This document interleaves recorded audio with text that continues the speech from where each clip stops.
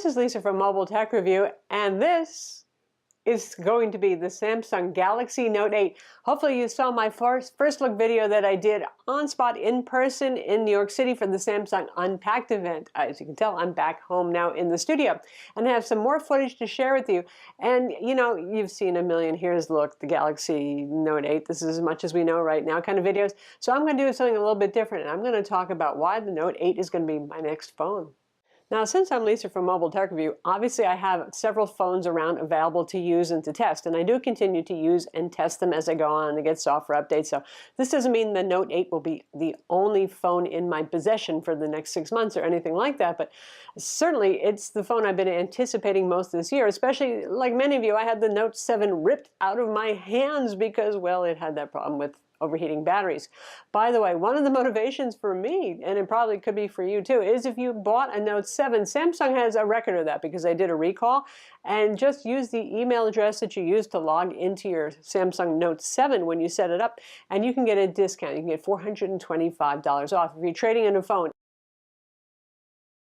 They'll give you more than they normally would, basically. So $425 off in the United States. That means it comes out to about $504 before taxes.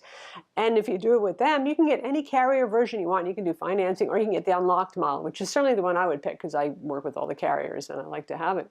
So why would I want this to be my next phone? You know me, I'm the pen lady. I like to draw, I like to do art. I actually like to scribble notes, notepad style, and it's really still hard to beat the Note 8 because it's one of the few smartphones that still has a pen. You can see me here actually drawing a landscape using just the basic Samsung Notes application, which is not exactly a real art application. It's got that real fine tip Wacom EMR pen, just like on the Samsung Notebook 9 Pro that I recently reviewed, the 2017 model. And it's that skinny tip for those of you who care. Much like the Note 7, a lot thinner than the Note 5. I know a lot of you care about that. It's also going to be fast. It's the usual top-of-the-line Snapdragon 835 with 6 gigs of RAM. That's perfectly adequate. We have our expansion, our storage. You know all the stories. The camera. I care about the camera. I think a lot of you do too.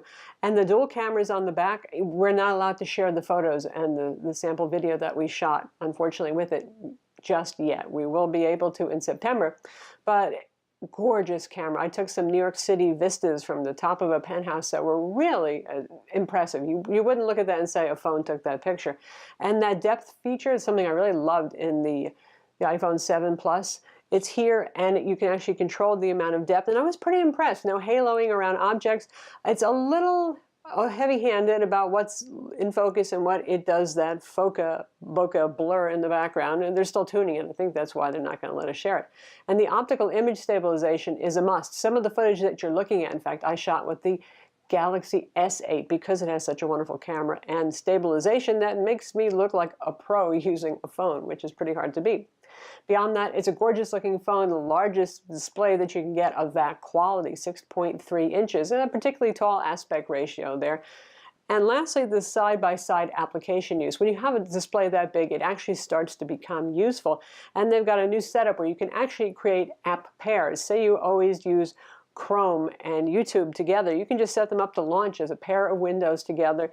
Easy peasy, better multitasking. So there you have it. Of course, we'll have a full review in the coming weeks, and we'll talk about the good, the bad, and the ugly. I'm Lisa from Mobile Tech Review. Be sure to subscribe to our YouTube channel for more cool tech videos, and thumbs up if you like this vid.